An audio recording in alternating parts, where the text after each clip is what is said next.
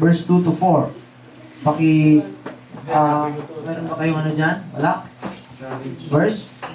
Sabi niya, consider it pure joy, my brothers and sisters, whenever you face trials of many kinds, because you know that the testing of your faith produces perseverance. Let perseverance finish its work so that you may be mature and complete, not lacking anything. Sa Tagalog, mga kapatid, ariin ninyong kagalakan kapag kayo'y dumaranas ng iba't ibang pagsubok. Ito ni Sister Bernadette kanina, pagka may problema na siya, ngayon is, ano yun? Dati umiyak siya ngayon, ay? Tumatawa. Diba? Tatawa ka na ba? Tumatawa na? Sabi niya, ariin yung kagalakan kapag kayo dumaranas ng iba't ibang pagsubok. Yamang alam ninyo na ang pagsubok ng inyong pananampalataya ay nagdudulot ng pagtitiis. At dapat kayong magpatuloy hanggang sa maganap ito upang kayo'y maging ganap at walang kakulangan sa anuman. Amen? Amen. Ibig sabihin, alam ng Diyos na tayo'y daraan. Kaya lang, nagpauna na siya na kapag dumaan ka sa iba't ibang klase ng pagsubok, sabi niya, count it all joy. Diba? Ariin mong kagalakan. Sino dito yung nagagalak? Amen. Sino dito nakasimangot kapag may problema? Amen. Diba? Sino naman dito yung na-shift na ang kanyang faith towards the Word of God? Every time may problems, every time may pagsubok, ngumingiti siya dahil alam niya, back up niya ang Panginoon. Amen. Hallelujah. Alam niya na lahat ng ito ay preparation ng Diyos sa kanyang buhay. Kaya ngayong umaga mga kapatid, let me preach to you about prepared by God. Okay? Prepared by God. Inihanda ng Diyos. Amen. Pastor, ano yon? Sino yon? Ikaw. Ikaw ay inihanda ng Diyos. Let us pray. Dakila at makapangyarihang Diyos, minsan pa, Panginoon, kami ay lumalapit sa iyong trono ng biyaya sa umagang ito. Nagpapakumbaba sa amin pong sarili. Sa puso namin, O Diyos, alam namin na wala kami kung wala ka. Alam namin, Panginoon, na without you, Lord, our life is meaningless and powerless. Kaya, Panginoon, salamat idinako mo kami in spite of struggles and trials and testing, Panginoon. Nandyan ka palagi sa amin. Kaya pinupuri ka namin, sinasamba at pinapasalamatan. Pagpalain mo kami, lahat ng iyong mga anak sa church na ito, Panginoon. Patuloy mo, God, igawad ang iyong masaganang pagpapala na kami ay patuloy magpanibagong lakas habang kami naghihintay sa iyo, Panginoon. Salamat sa umagang ito. Continue to bless and anoint your servant na gagamitin mo sa aming kalagitnaan. For without you, I can do nothing, O Lord. Salamat po. Buksan mo ang pag-unawa ng bawat isa na kanila itong mailagay sa tamang lugar, Panginoon. Sa kanilang tamang mataniman, Panginoon, ang kanilang puso, O God. Salamat po sa kabutihan mo. To God be the glory. In Jesus' name I pray. Amen. Amen. Palakpakan natin ang Panginoon. You may be seated, mga kapatid, in the presence of the Lord. Hallelujah. And once again, welcome sa atin po worship Sunday service, mga kapatid. At talagang isang bagay ang lagi kong pinagpipray sa Panginoon. Isang bagay ang lagi kong inaasam sa Panginoon. Ang tayong lahat ay manatili. Tayong lahat ay makapaglingkod ng maayos sa Panginoon.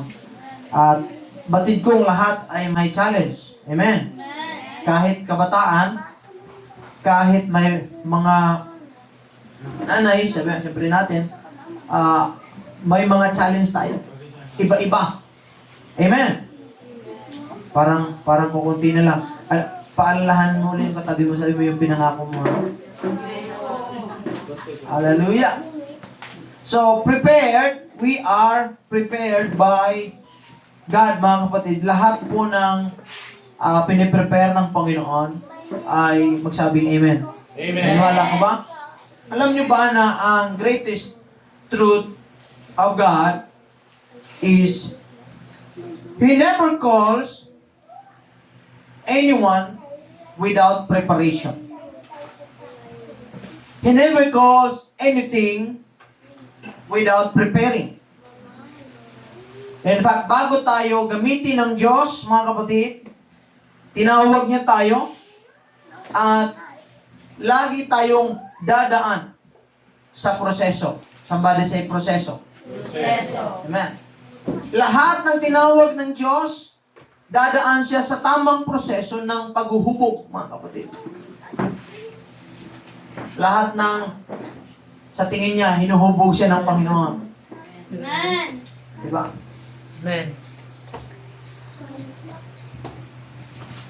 The process is not easy for us as a Christian, but always necessary.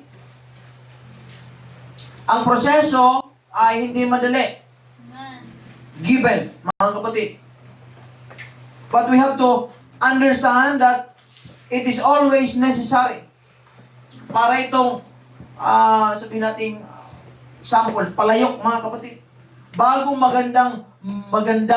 maging isang magandang palayok, or alam mo yung jar, yung mga nakaganda yung vase. Diba? Mga magagandang vase, pag tinitingnan mo mga kapatid, naka-display yan, ang gaganda mga kapatid. Pero ang proseso ng magandang vase or palayok mga kapatid, ay dumadaan yan. Dumadaan sa paghuhubog. Dumadaan yan sa potter's hand. Dumadaan sa putik mga kapatid. At tinuhubog ito ng potter mga kapatid. At after that, pagka nahubog na siya, idinadaan siya sa apoy para maging valuable, mga kapatid. Ang gusto kong sabihin, mga kapatid, kung gusto nating magtagumpay at manatili hanggang sa wakas sa paglilingkod natin sa Panginoon at maging valuable tayo sa buhay na ito, huwag nating i-skip ang process.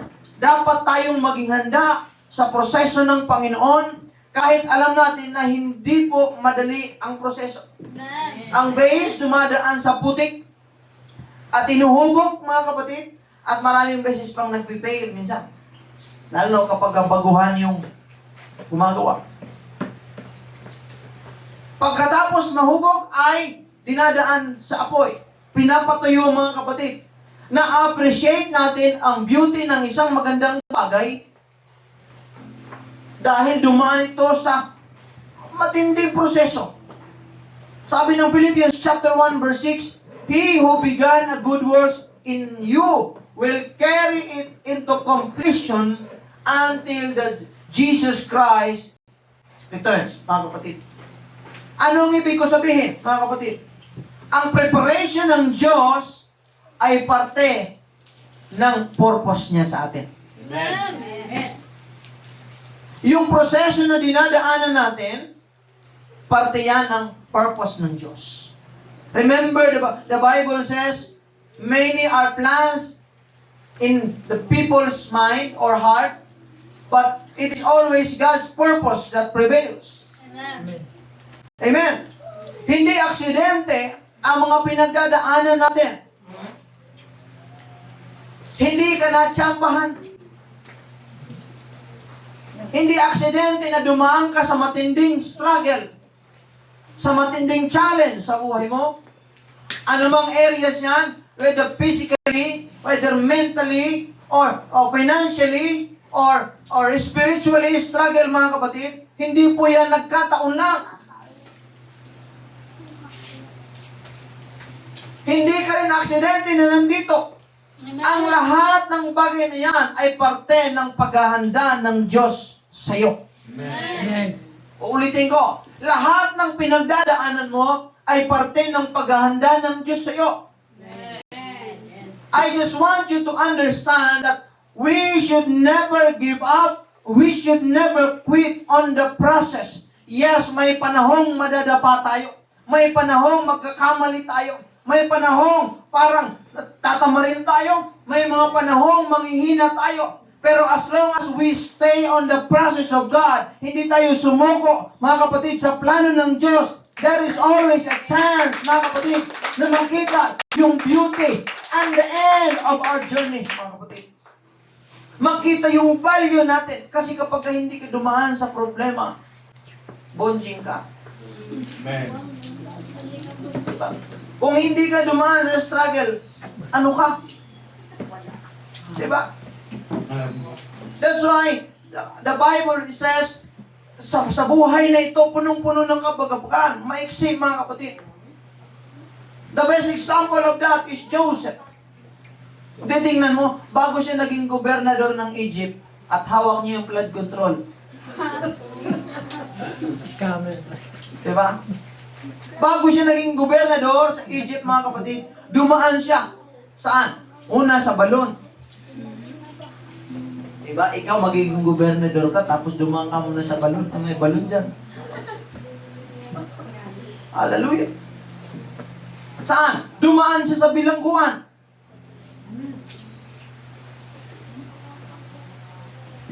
Kung magiging gobernador ka, bakit ka dadaan pa sa bilangguan, mga kapatid? Naakusahan siya, mga kapatid.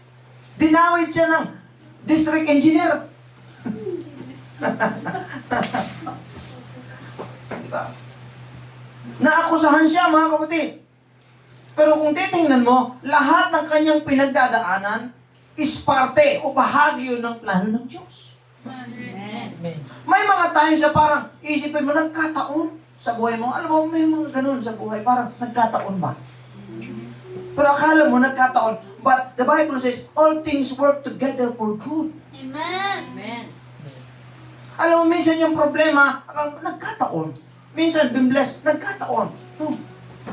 Kaya kita mo, sa step or sa pagkakasunod-sunod ng buhay ni Joseph, lagi mong isipin, parang nagkataon lagi. Kita mo ha? Nung siya inulog sa balon, nagkataon walang tubig. Di ba, Brother Joey? Di ba? Nagkataon na wala siya. O, nagkataon wala si Joey.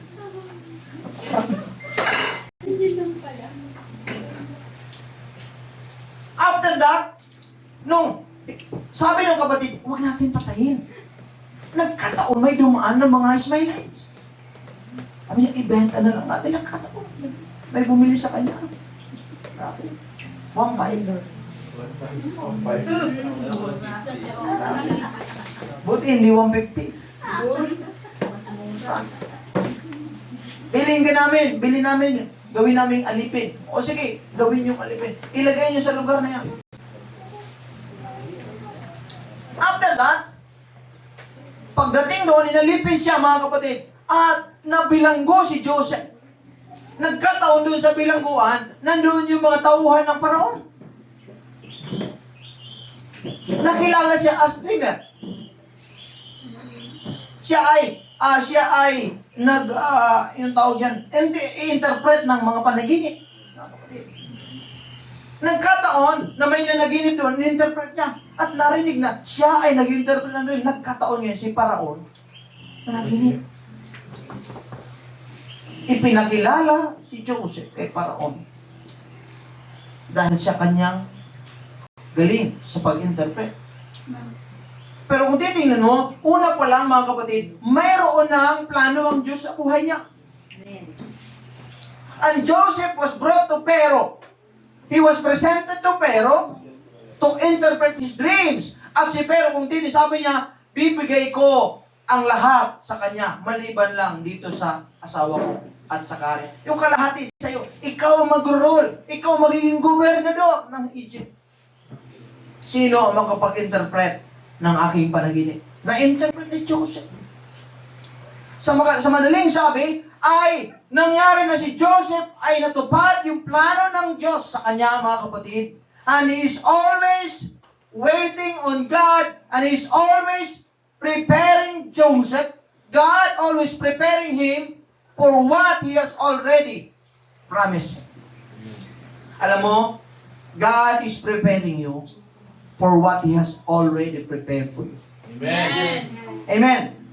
God is preparing you. Pastor, anong ibig sabihin? God is preparing you for what He has prepared for you. Amen. Ibig sabihin, pinadadaan ka ng Diyos sa ganyang klaseng pagsubok ngayon, sa ganyang problema, sa ganyang klaseng struggle, because He has already prepared your future.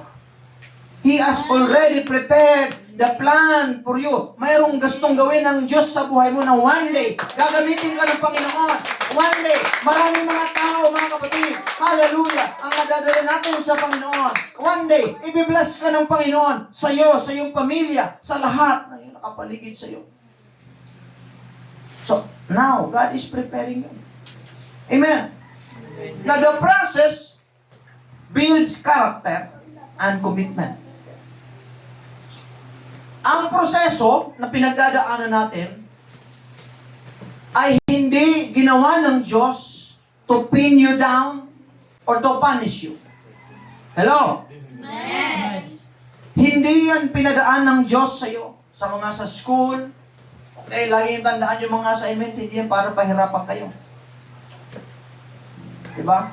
Sa project, hindi yan para pahirapan kayo. Mahalata nyo naman kung pinahihirapan lang kayo. Pero as long as binibigyan kayo ng task, gawin niyo. Because it builds your character. Every test in life, mga kapatid, builds character. Romans chapter 5, sabi niya, suffering produces perseverance. Perseverance, character, and character. Siyempre, ang pag-asa, mga kapatid. Hallelujah. So, tinitingnan ng Diyos, bago kanya papuntahin o ibigay sa iyo yung kanyang pangako, gusto ng Diyos ma-establish yung character and commitment mo. Amen. That's why, masasabi kong hindi ka nandyan para parusahan ka ng Diyos. Yung mga binibigay sa iyo ng Panginoon, it is a process of building our character, mga kapatid. Commitment is not tested in comfort, but in challenges. Natitest ng commitment natin. Kung hindi yung parang gusto mo lang lagi, gusto mong hayahay. Di ba? Parang kang si Pedro. Sabi niya, anong gusto mong paglaki? Gusto ko maging kapwa. Kasi nga, gusto ko makatulong sa kapwa. Sabi nung ano. Ikaw, anong gusto mo? Gusto ko maging pulis. Tutulungan ko ang kapwa ko. Gusto mo maging doktor? Bakit? Tutulungan ko ang kapwa ko. Gusto mo maging sundalo? Bakit? Tutulungan ko ang kapwa ko. Napansin nung yun, sabi niya, puro kapwa yung tutulungan niya. Ako gusto ko maging kapwa. Para ako lagi tinutulungan. Hayahayang buhay. Pero, as long as nandiyan ka sa comfort mo, hindi ma-detest yung commitment mo. Ang commitment natin na-detest panahon na busy ka, sa panahon na may ginagawa ka, sa panahon na nahihirapan ka, tinitingnan ng Diyos ang commitment. Alam mo, si Jesus, pwede siyang mag-deny. Ay, pwede niyang mag-refuse. Mga kapatid. Mayroon siyang will, i-refuse ang kalooban ng Ama. Bakit? Kasi nga, alam niya ang mangyayari sa kanya. Alam niya na mamamatay siya. Alam niya na parurusahan siya. But his commitment is deeper. His love is deepest sa atin. Committed siya na gawin kahit mahirap, mga kapatid. That's why, nagkaroon ng kaligtasan tayong lahat because of commitment of Jesus Christ.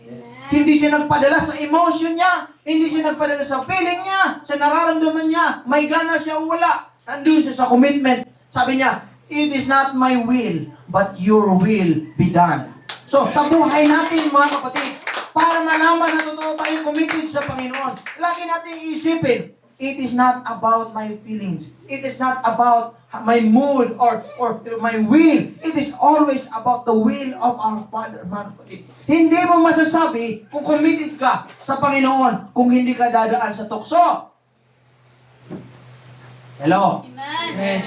Hindi mo masasabi kung committed ka sa Panginoon kung hindi ka dadaan sa pagsubok. Sa pagsasanay, mga kapatid. Hallelujah. Why? Kung titingnan mo, ang pagsasanay, napaka-importante sa buhay.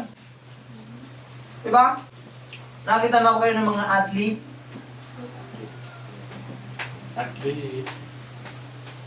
Ang athlete ay hindi siya to sumasabak agad sa Laban. laban. Sino dito yung, sabi nga, sino yung gustong maglaro ng lumaban sa Olympic? O biglang nag-ano ka. O sige, bukas laban ka na sa Olympic. Walang practice, walang pagsasanay, walang discipline, tapos bukas, panigurado, first ka. Diba? First kang pagtatawanan. First kang mamamatay. Kita mo, walang cardio, mga kapatid. At alam mo ba, ang practice, ang pagsasanay, hindi madali. Hindi laging smooth, hindi laging okay, hindi laging ganado ka, no? Sa una, ganado ka sa pagsasanay. Diba? Lalo kapag napili ka. Uzi, come on! Saan practice?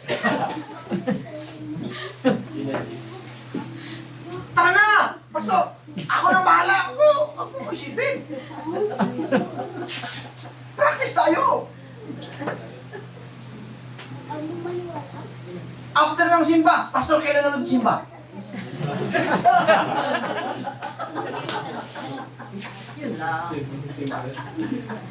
Kinabukasan pumunta sa simbahan, Pastor, sisimba na ako. Wala pa ba? Si Sir Lunes pa lang ngayon. Hindi, Pastor, talaga.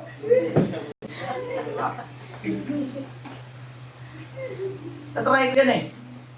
Naging varsity ako ng basketball sa high school. Basketballista ako noon. Madaling araw, grabe yung practice. Sabi na, kung practice tayo, pag napili ka, siyempre, try out. Napili ka, grabe yung pasiklaban eh. Alam mo yung namin, yung pasiklaban namin, sige, mag-jogging tayo. Sabi nung isa, o sige, alas 4, alas 5, alas 6, alas 2, nandun na kami.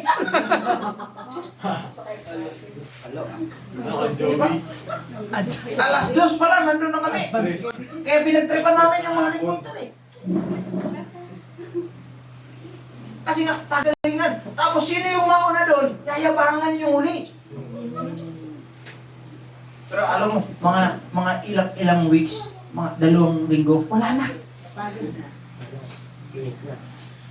Hindi madali, mga kapatid.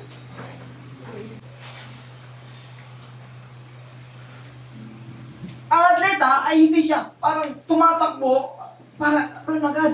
Andun siya, sinalang mo. Taon ng ensayo niyan, mga kapatid. Buwan ng ensayo niyan. Pawis, sakripisyo. Sabi pa nila, I put my sweat, blood, and tears. Naghahalo, mga kapatid. Bago makarating sa championship, bago makarating sa finish line, hindi madali ang sakripisyo. Nakapag inisip mo minsan, gusto mo agad ng resulta? Diba? Ang resulta, ang success ay, it is a fruit of the process. Diba tayo gusto natin agad makakita yung hinog? Diba? Pibida nyo, pagka hindi pa hindi natin, wala agad. Pero hindi natin alam na, dumaan niya sa init, dumaan niya sa lamig, dumaan niya sa hangin. Yung process. Kung hindi siya dumaan doon, hindi siya magiging hinog. Walang prutas din na makikita mo, pag tubo, ihinog agad.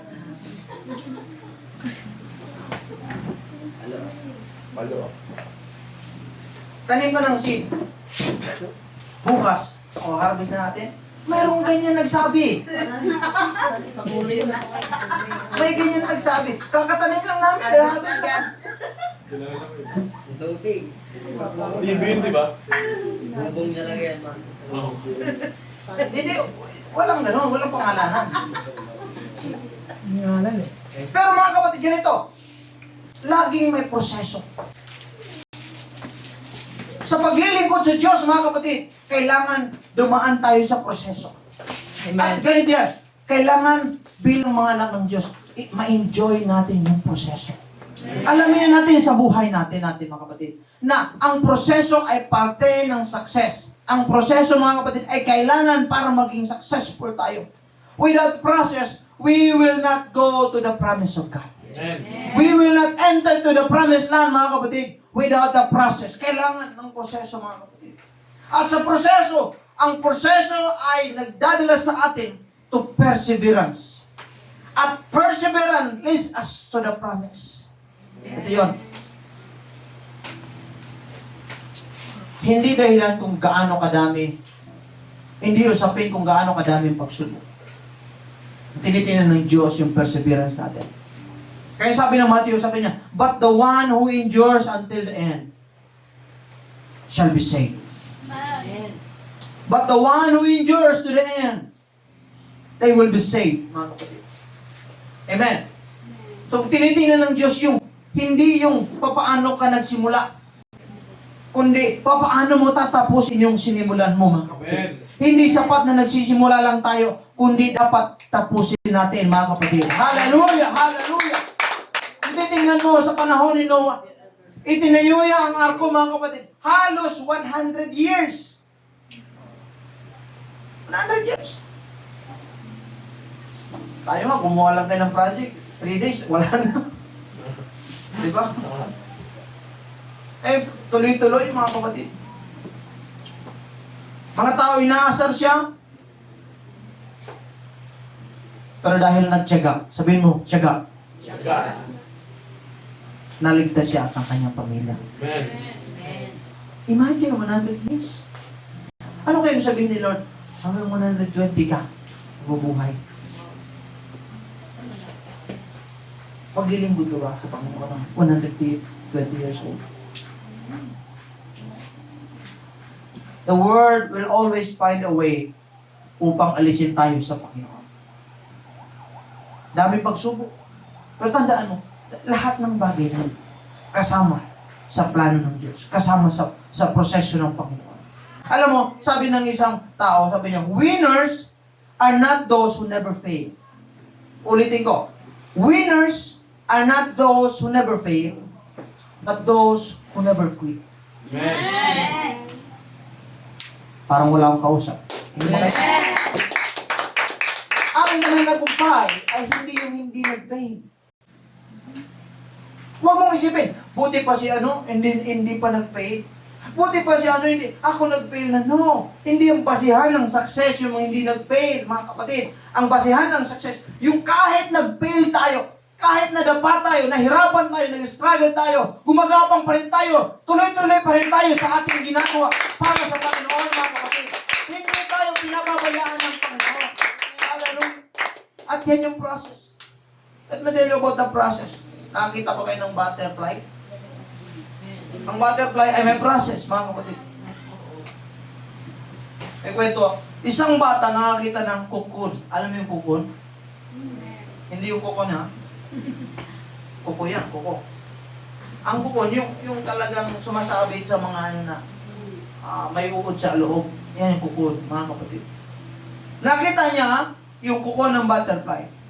Siyempre naawa siya dahil nahirapan lumabas yung butterfly. Siyempre, pagka, matindi yung laban yan, mga kapatid. Diba? Yung paglabas ng sa kuko. Diba? May ano yan. Kaya tinulungan niyang punitin. Sabi niya, sige, tutulungan kita. Pinunit niya yung kukuhan, mga kapatid. At lumabas yung butterfly. Kaya lang, nung lumabas ang butterfly, mahina at hindi makalipad. Kasi nga, there is a process. At sinortcut niya, minadali niya. Akala niya yung pagtulong niya, makakatulong mga kapatid. Kulang pala. Alam mo, often yung failure natin sa buhay Tama. is a result of making a shortcut. Yung gusto natin ganito agad, gusto natin, eto agad ang resulta. Gusto natin, eto agad. Gusto natin, pera agad. Gusto natin, successful agad. Instant money. At yung mundo, ganyan. Lahat ng instant ibibigay sa iyo. At yung laman natin, ganun lagi. Ay, ito ka agad, ito ka agad. Hindi ka hindi ka na dumaan sa proseso. Kaya lang natin, hindi ka makalipad. O makalipad ka man, mahina ka, mga kapatid. Why? Dahil, kailangan, mga kapatid, ang struggle sa buhay. Ang struggle nagbibigay ng lakas sa kanyang mga pakpak. Kita mo, yung struggle niyang paglabas sa kukon, yung nagbibigay ng lakas sa kanya. Diba? Yung nag-struggle ka tapos ayaw mo nang lumabas sa kukon.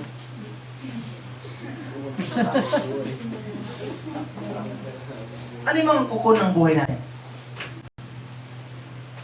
Your fleshly weapon. Our fleshly desire. Yung kalagayan natin yun. Mari yung kukon mo, yung comfort zone mo. Hello? Yes. Yung comfort zone mo na parang hindi ka naman lumalago doon. No. Kailangan lumabas ka.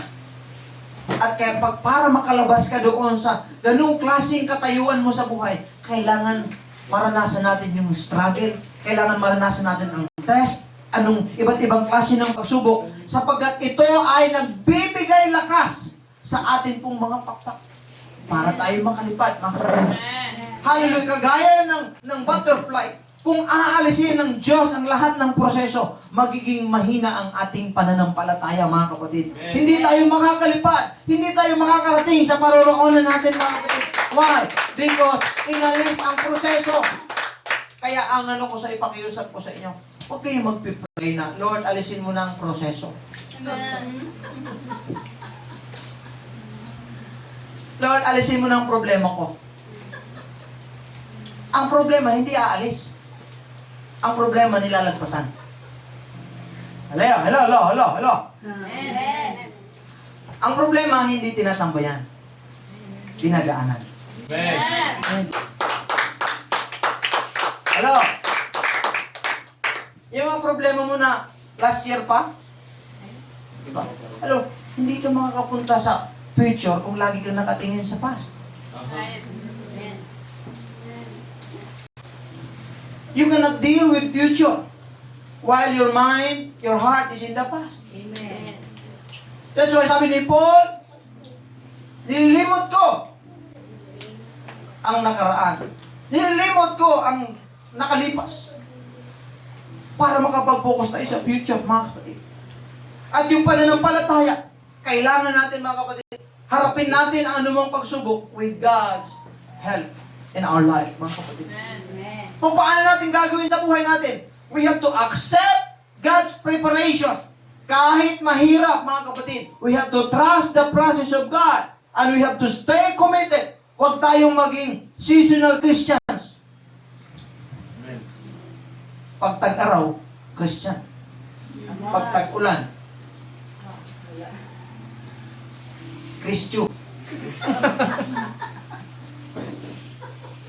Di ba? Amen. Pagka babae, Christy. Diba? Ayaw ng Diyos tayo ay mga seasonal Christians, mga kapatid. Kaya nga siya nagsabi, ang magpatuloy hanggang sa wakas ay siyang maliligtas. Amen. Hindi sinabi doon ang magpatuloy kung okay ang lahat. Ang magpatuloy kung everything goes smoothly. Everything is good. Everything is happy. Lahat nagkakasiyahan. Ang magpatuloy kapag masaya ka. Ang nagpatuloy kung nahirapan ka. No. Sabi niya, ang magpatuloy hanggang sa wakas. It means kasama ang paghihirap. Kasama ang kasiyahan. Lahat ang season sa buhay natin. We have to endure until the end.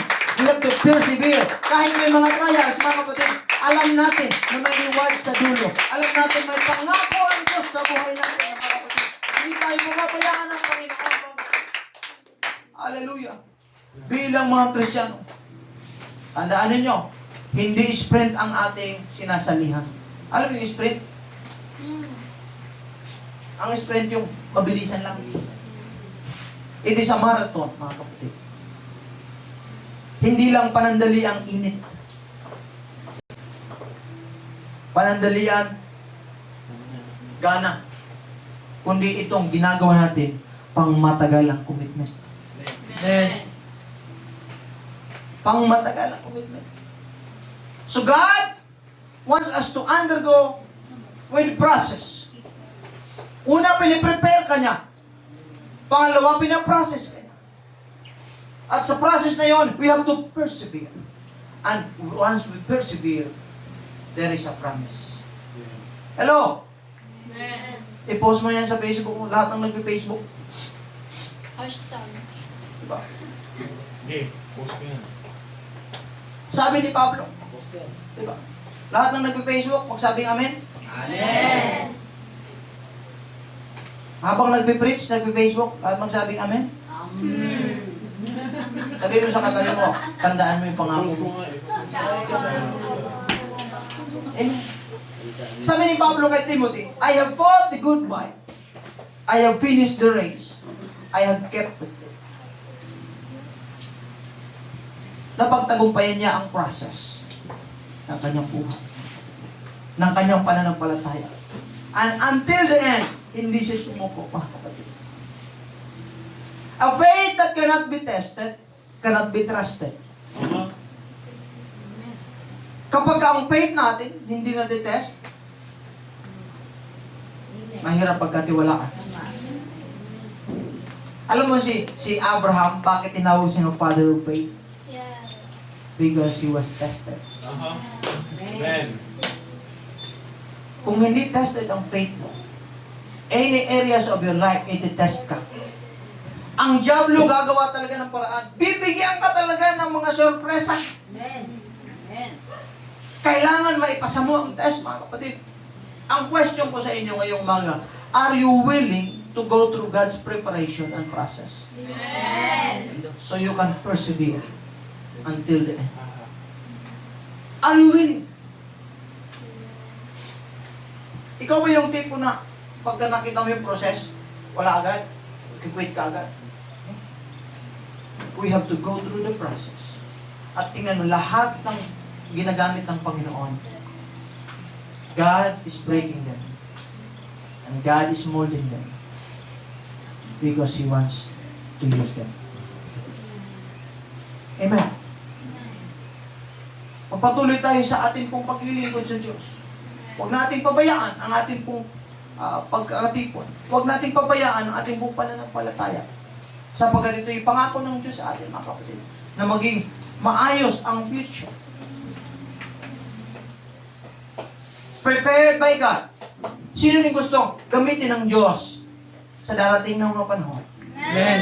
Gamitin ka ng Diyos sa pamilya. Gamitin ka ng Diyos sa community. Sa mga tao na kapaligid. At sabi ng Panginoon, He has a promise for us. Hindi lang para sa ibang tao, kundi sa sarili mong be-bless ka ng Diyos. Amen. Amen. Hallelujah. Huwag lang tayo magpakampante sa ating pong pananampalataya. Mga minamahal kong kapatid,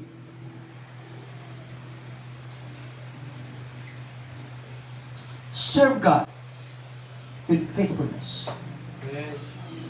Alam mo sa sarili. Alam mo kung faithful tayo sa Panginoon. Amen. Alam din ng Diyos kung hindi tayo faithful sa Kanya. Amen. He knows.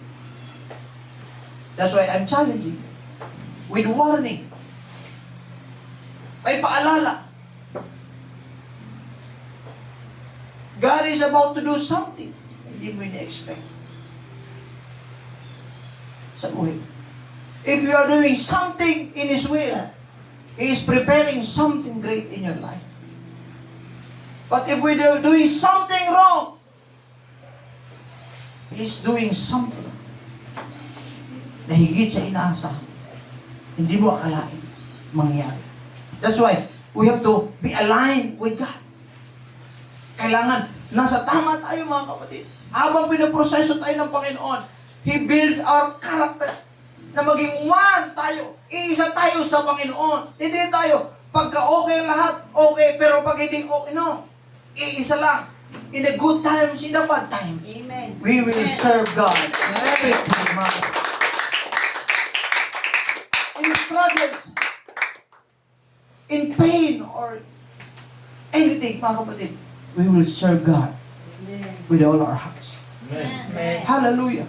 Kaya, bilang mga Kristiyano, magpagamit ka sa Panginoon. Amen. Let your life be used by God in His kingdom. At nandoon yung plano niyo. Ang katagumpay ay wala sa plano mo. Ang tagumpay ay nasa plano ng Diyos. Amen. Hallelujah. Palakpakan natin ang Panginoon. Mga young people, mga kabaihan, mga kalakihan. Nanay, wala pa namang mga ano dito. Sinasabi ko po sa inyo, you are being prepared by God. Who will accept your challenge? Sino ba mag-accept ng challenge? Na ikaw ay piniprepare ng Diyos at pinapadaan ka sa process. Trust the process, kapatid. Amen. Persevere until the end. Hindi dahil hindi ka mahirapan, hindi dahil hindi ka madadapa, but you will never give up. I will never give up. Even though I struggle. Alam ng Diyos ang struggle mo, kapatid. Bago tayo tumayo mga kapatid, sabihin ko sa inyo, alam ng Diyos ang struggle mo. Alam ng Diyos kung nahirapan ka. Alam ng Diyos kung mayroon kang mga iniisip, inaasam sa buhay. He knows everything. What is waiting for you. Hallelujah. He's waiting for you to give yourself, mga kapatid. To give your life to Him. Hallelujah. Pagpatuloy tayo sa ating pong paglilingkod sa Diyos. Huwag tayong susubok, kapatid. Amen. Huwag tayong hihinto. Dahil ang magandang bagay ay nasa unahan natin. Amen. May tamang panahon ang lahat ng proseso ng Diyos. Hallelujah. Sabi ng Romans chapter 8 verse 28, and we know that all things work together for good to those who love God, to those who are called according to His purpose. Na kahit anong proseso, may magandang layunin ang Panginoon, mga kapatid. Yes. Hallelujah! Ang pagsubok ay bahagi ng proseso para sa ating maturity, sa ating paglilingkod sa Panginoon. Ang proseso ng apoy ay para mapatunayan ang tunay na pananampalataya. Alam mo, dinadaan ka sa apoy para makita kung tunay ka bang gold or peke. Amen. Alam mo yung pagka sinusunog mo? Wala akong pera noon. May nakita akong kwintas. Tapos, sabi ko, baka mabenta ko to ng mga ilang libo. Kasi gold ko na kinta talaga eh. Kasi ko sa ito na yan yung sagot. Ginawa ko, sinunog ko. Gulat ako, nangitim. Nawala yung pag-asa ko, mga kapatid. Nawala yung pag-asa ko. Parang natuong kasi sa gold yung pag-asa ko, hindi sa Diyos. Sa halip na magpray ako, Lord, ikaw nang bahala. Sabi ko, ay salamat, may gold. Sinunog ko, nangitim, mga kapatid. Sabi ko, ang bira yung ano nito, tapos yayabang-yabang siguro yung nagsusuot nito. Pero yung pala, peke. Hallelujah. Ang apoy ng pagsubok ay nandyan para i-test ang pananampalataya mo. Kung iyo are pure or not. At paano maging pure? Dadaan sa process. Amen. Amen. Alam mo, bago isuot yung mga magagandang jewelry, gold, daming process yan. Amen. Yung diamond, alam mo yung diamond, dumaan sa pressure yan. Kung walang pressure, walang diamond. Grabe. Ang gold, dumaan din sa pressure yan. Para maging gold. Lahat ng mga peke, Madali lang, apoy lang ang katapat. Kaya kita mo, padating ng panahon, the last days, apoy talaga ang gagamitin sa lahat. Amen. Ano yung mga ilalagay doon? Hindi naman pwede ilagay doon yung gold. Alam mo yung gold? Sabi niya, doon sa langit, gold ang lalakaran. Ginto ang kanilang lalakaran. So, nandun yung tunay. Alam mo yung mga peke? Doon sa apoy. Yung mga plastic doon sa apoy.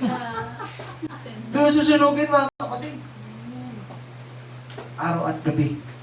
Hallelujah. So that's why we have to always understand. Pinadadaan tayo ng Panginoon sa mga pagsubok. Pero ang pagsubok na yan, mga kapatid, siya ang umuhubog sa atin. Ang Diyos ang nagbubuo sa atin. Siya ang umuhubog sa atin sa pamamagitan ng proseso na meron ka. Amen. Huwag mong i-shortcut, kapatid. Hello? Huwag mong i-shortcut. Huwag kang gagaya ng bata na pinilas niya yung kukuhan, mga kapatid. Okay? Sabi ni Dr. Miles Monroe, sabi niya, the longest way to promise is the shortcut. The longest way to success is the shortcut. Don't shortcut. Huwag mong i-shortcut. Alam mo yung parang ayaw mo nang magtiis. Gusto mo shortcut lagi. Amen. Instant. God's process is for good, mga kapatid. God's process is for us, mga kapatid. It is shaping us, mga kapatid. Kaya huwag tayong ma-disappoint, huwag tayong mapanghinaan ng loob kung tayo dadaan sa process ng Panginoon. Kapag ka may process, it means sa unahan nandoon yung promise. Amen. Palakpakan natin ang Panginoon. Hallelujah. Tumayo tayong lahat ngayong umaga, mga kapatid. Hallelujah. Lalapit tayo sa Panginoon. Amen.